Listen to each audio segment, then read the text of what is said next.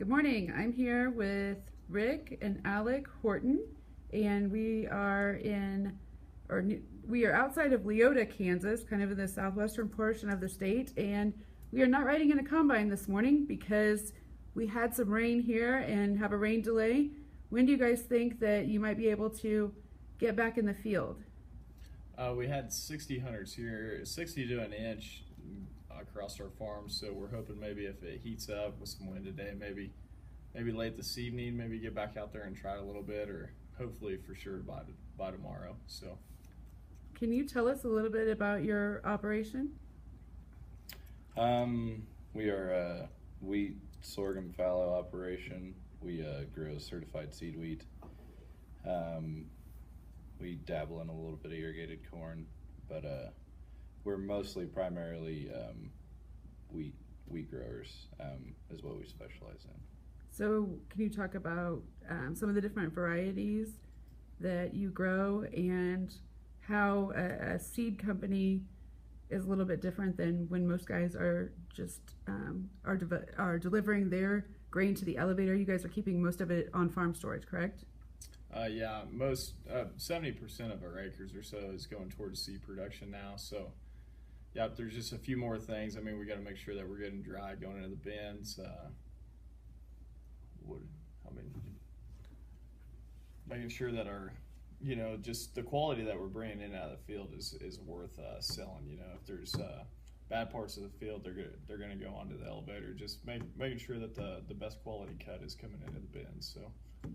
Yeah, and as far as it goes for varieties, we're carrying Lima Grains, West Bred, Plains Gold, and Kansas Wheat Alliance Joe is a new white wheat that's done really well for us this year. So, about how much of your acreage is planted to white wheat versus red wheat? Very, very little. We might have a quarter every year that we grow of white wheat just for seed sales, but. Primarily the market's still red right now, and we can grow enough white on one field to supply the demand for that. Can you talk a little bit about your operation? You guys are brothers. Who else is involved in your company? We still farm with our dad, Ken, and we have a brother that's in between us, Matt, that is actually off running in some protein samples right now to see what kind of protein our wheat's carrying. And then we share some equipment and some ground with my uncle Jim. So, right. And our wives are really involved. They're the glue that holds us together. So, which keeps the operation a turning. So, yeah. And so, do you guys have kids who like to come ride the combine and stuff like that? It's very much a family operation then. Oh yeah. We're everything we do. Every plan we make for the business is focused towards the next generation. So, I have a 7-year-old girl, Hayden, a 3-year-old boy, Vance, and a 1-year-old Reed. And Vance, you can't hardly keep him off the combine. He'd ride all day, so he eats this stuff up. Let's talk a little bit more about the different varieties. How do farmers choose a variety to plant on their acreage? I'd say that all depends on what type of farming they're doing. If they're doing dryland farming or irrigated farming, if they're in a wetter, drier area, just looking at yield data, in and out through different years, what type of test weights wheats are carrying. Guys out here, they'll look at disease packages, but there doesn't necessarily hinge on which wheat they're going to pick. It usually always comes back to yield because they're starting to manage and spray fungicides and kind of shooting for that higher yield instead of picking a wheat that has a phenomenal disease package. But that's kind of just a plus if they pick a wheat, if it does have a disease package that goes along with it.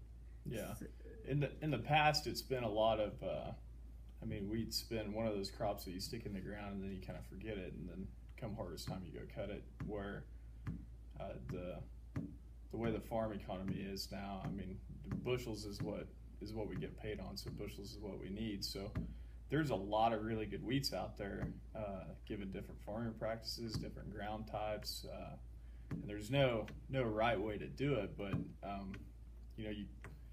what works for one guy doesn't necessarily work for another guy, and just depending on farmers' farming practices, we can specialize a wheat for however they want to farm. They want to push a wheat. We got wheats that can go up. I mean, as we're seeing this year, we're starting to go over 100 on some of these average yields, and we've got those really just good standby wheats that do carry a disease package that, for the guy that doesn't want to necessarily management take all the time, because it really does take a lot of time to manage wheat if you're going to manage it real hard. So there's options available. So you guys said that you use fungicides. What other chemicals do you use, and why do you choose to use chemicals? Well, no-till is what we've moved towards. So there's no getting away from chemicals, but it's a program that we set up now with the emergence of resistant weeds. But yeah, we stay completely within labels on everything, and especially where we're raising seed wheat, we're extremely safe with any kind of residual chemical that stays in the ground. So, and then when it comes to all of our wheats getting treated with an insecticide and a fungicide, which most of those are completely gone and out of the wheat plant by the time we go into dormancy. So there's no real carryover from the insecticides or fungicides when it comes from a seed treatment side. And then come spring green up, we're seeing some really good results from an early fungicide application. So that's one thing that we're kind of starting to look at a little bit more, is what is the exact yield benefit. And then we fully implemented a flag leaf application, and you just have to understand your chemistries and understand your fungicides that you're using, and stay within all everything that it says on the labels, and you're completely fine. No residuals carry over into the wheat crop. So, do you have any concerns with your children playing in the wheat field or eating the wheat? No. Oh. Vance loves it because it turns into gum if you chew it long enough. So yeah, I've eaten a lot of wheat in my day. So, can you talk about this year's harvest in comparison to recent history, and then more long term? How does it compare to the last couple of years? This year is a year of exception, I guess would be the best way to put it. It's not going to be a normal year by any means, but it's not a year that couldn't happen again if you manage everything correctly.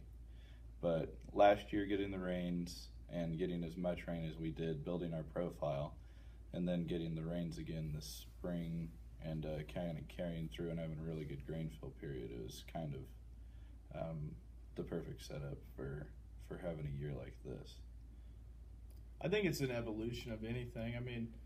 As you watch in the Corn Belt, guys just keep pushing yields, and they've had some really good growing seasons to do this and start to see yield advancements where, it seems like the last 7 years we've had good years in and out. And yeah, we've cut in some good wheat, but it hasn't been just a widespread across, the state the way that it is this year. So we're finally starting to see a lot of these, new technologies, new ways of new things that we're implementing into the crop finally started to pay off. So kind of what we've done is we've seen new yield levels. So it's not going to happen every year, but now we know, down in the future, what kind of yield levels are we working towards.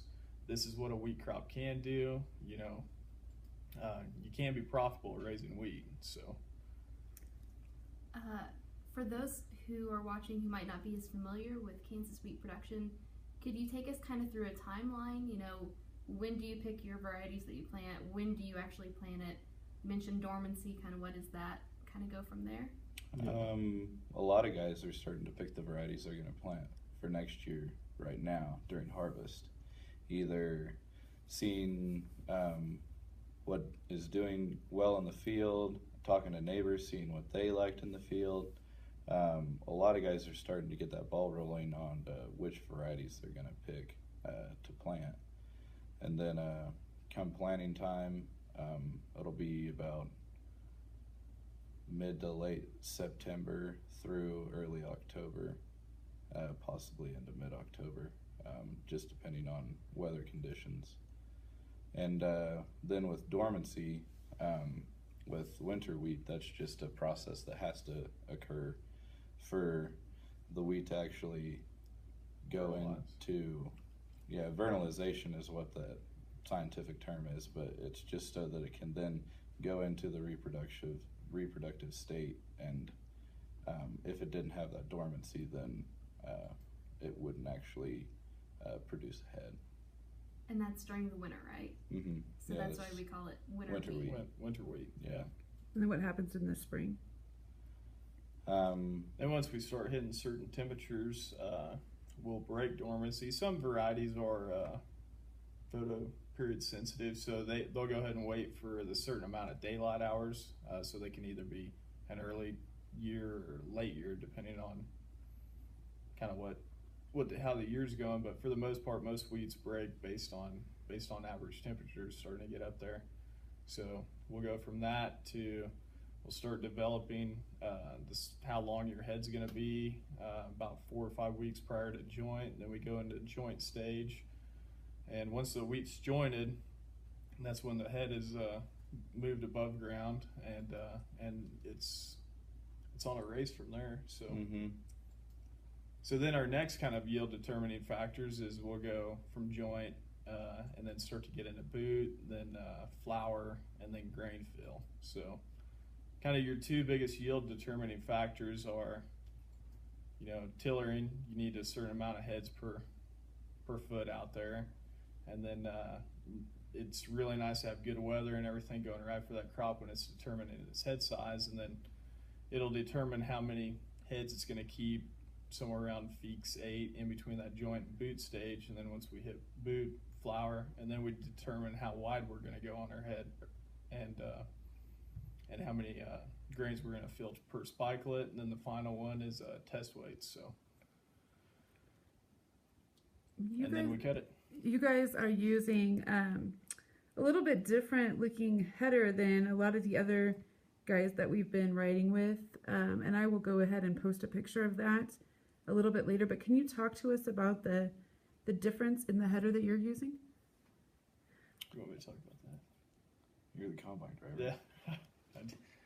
It's a Shelbourne stripper header, and they're actually out here in western Kansas. Coming back from church on Sunday, I was noticing how many fields are now being cut with the stripper header. And as more guys move to no-till, it's one of the most key elements for no-till out here. I mean, we can't run into problems with stripper header stubble by being too big and starting to detach from the ground, but the benefits of that tall stubble, catching more snow, and then laying over and covering and shading the ground, lowering our evaporation, it's a really key element for the whole no-till process. Letting water actually permeate into the soil instead of just hitting bare ground, and then we're more soil compacting it, yeah, and running off. It lets it hit the residue, actually get into the soil. So when you get those 2.5 inch rains in 30 minutes, you get more of that moisture into your ground instead of it running off and going somewhere else.